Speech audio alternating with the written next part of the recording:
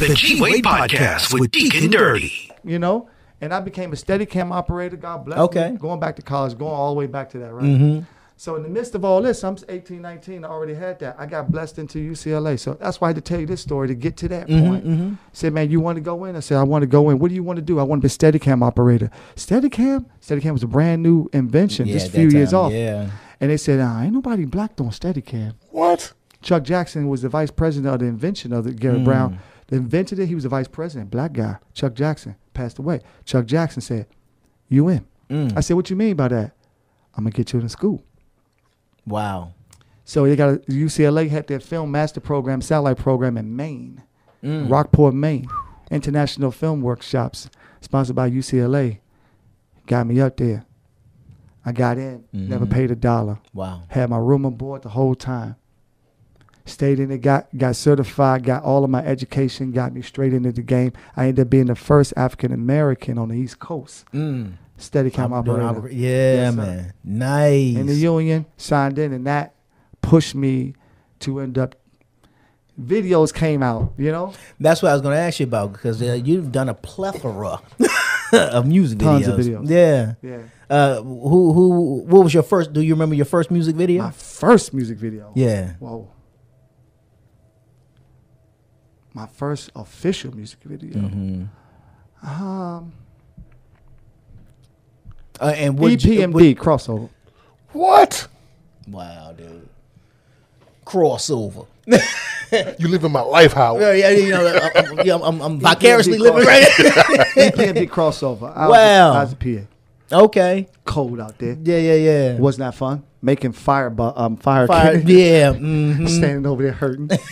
It was a fly video. It was good. Yeah. Didn't feel like it. They paid the cost for that one. Crossover was the first official video. Okay. I did smaller stuff. Okay. Because when you say that, my first official video was probably, I have to say, in church. I did Clark Sisters before I was 18. Okay. I did, John P. King. Everybody came to the church and we did videos, you know. And we put them out and sold them in tapes. So church made money off that. Yeah, they had to come through D.C. Yeah. When they had to come through D.C., you had to come to the big mega churches. Joints. And Yeah, back in absolutely. the 80s, that's us. Wow. So that's my first secular video, EPMD. But since that time, I mean, you know, Tupac's recording, I connected really early. Really? Because we were from Maryland, real. Yeah, for real. Baltimore. Yeah. For real. And he wasn't what he appeared to be. To be honest, he was. That's what I hear. He was not what he appeared to be. That was his persona. Because you met him at what stage? Before all of that. Before all of that. Okay. Yeah, he had did he had the hit. What's the big was it Brenda's Have a Baby? Brenda's, thank you, sir. Brenda's Got a Baby. Yeah. Brenda's Got a Baby. Yeah. Brenda's got he had crossed that threshold. Yeah, as a solo artist.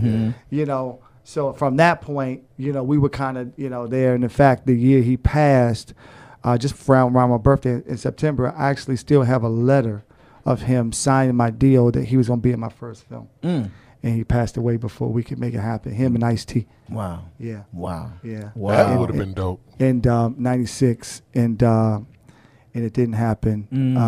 I pushed forward. I kept going. You know, and it didn't happen. I had those moments, you know, of just, you know, going and stopping and going, you know, because at a certain point, the big films, I decided to transition because I was by myself.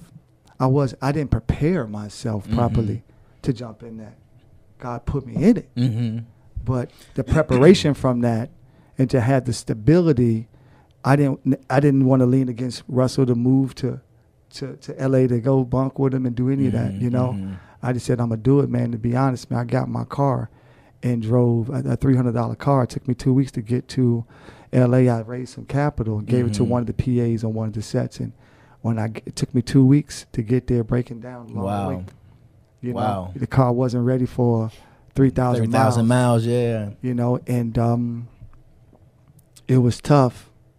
Nobody believed I had to go. And when I got there and, you know, knocked on the door in Sherman Oaks, he had taken my money and left to Oakland. And I was homeless in that car for 3 months. So I stayed in there. Kelly Williams was the one who blessed me. She never knew I was homeless. I never showed anybody. Wow. Tupac didn't know I was homeless. I was living in my car in Venice Beach for 3 months, and I pulled it together. I pulled myself together. You know, I was clean. I never complained. My parents didn't know I lost a lot of weight at that point, and I was barely eating. And I just stayed in prayer and faith that God would give me all of that. And then to me to go out on my own, and it was tough because I didn't want to compromise myself. I wanted to do it with my family. I wanted to do it a certain kind of way. Right. Bring them in, and it just wasn't that way. And I put myself in incredible positions, but people came to me in a very wrong way I won't speak on. And I just decided I don't go that direction. I'm not doing this, I'm not doing that. Facts. Yeah, and that shunned me out in many ways. And I was shocked. That's a ticket. It definitely is a ticket when they see you and you're young and you're smart. Man and woman gonna come at you. Period. Like that. Period. Yeah. And you have to make your decision what you're gonna do. And I chose to stay upright, and I chose to stay focused and steadfast. And that pushed me out in many, many ways. But the note in all of that, the silver lining in all of that, in the midst of all of that, that's when things shifted for Crystal and I. Okay. I was out there. Because now we're what year? Where are we now? This is 92, 93. So Okay. 91 to 92 was my year of transition and change. Okay. So by 93, I got back home, and Crystal had this script that she was writing, the screenplay first time, called Trail of Tears. Okay. And she had did a lot of research of our family and ancestors. And the story is, they made the Indians walk west to the Mississippi. Andrew Jackson did that. And we found out that we had family connected to that, and she did enough research through my great-grand-uncles and aunties. And she crafted up an incredible story. So powerful that felt like roots to me, and I had been exposed to films and stuff, and I said, I think this is like different. This is good, and God blessed me again because of those relationships. I had a friend say, a director named Tim Reed is in Virginia. He's doing this movie called Once Upon a Time When They Were Colored, and I can get you to Professor Al Freeman Jr. Actor Al Freeman Jr. Wow. And at the time, he was a professor at Howard University, overseeing everything. It was like his give back. And I took it to Al Freeman Jr. I wasn't at Howard University. Everybody thinks I'm at Howard University because I was there so much. So much, yeah. Yeah. Taraji Henson, first film is through me. Really? Yes, sir. Check it out. IMDb, Streetwise. I got plucked her out of Howard University. Single mom out there trying to do it. I said her. So shout out to Taraji. Yeah. Streetwise. Yes, sir. Washington, D.C., Bruce Brown, director and producer. Okay. And writer-director. Shouted with him. He blessed me. He was an OG. He came in. He saw me. I was 19. I had did all these works. And I was a Steadicam operator. He said, teach me that. He had the money to buy one. I said, you got $80,000? He went and bought it. Wow. I said, you need a 35mm camera? You need this? You did? He went and got it.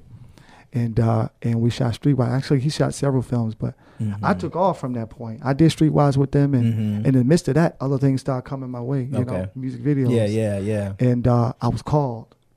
So Shy came out of Howard University, and if I ever fall, I shot that. Did you? Yes, sir.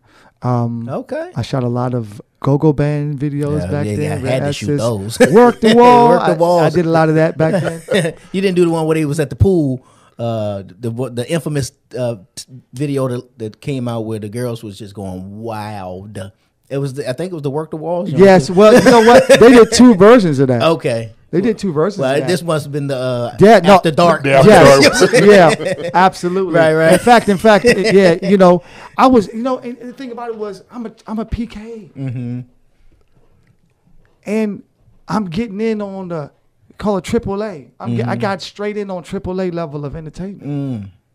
AAA. First film I seen was 90 million. Yeah. Like, I don't know about independent filmmaking. I went from a church, built that up, but that filmmaking, and so I would go on from major films back to back to back. Yeah. And there was a need that I was by myself. I didn't consider that. I didn't consider it. You know, and then I didn't want to jump into those phrases of other people's mentalities or directions they were going. And that kept me very alone in this industry. But I met so many people, and all they've ever known is Howard. When you get him around, that's the guy. He's gonna make it happen. And so that cultivated over years. Okay.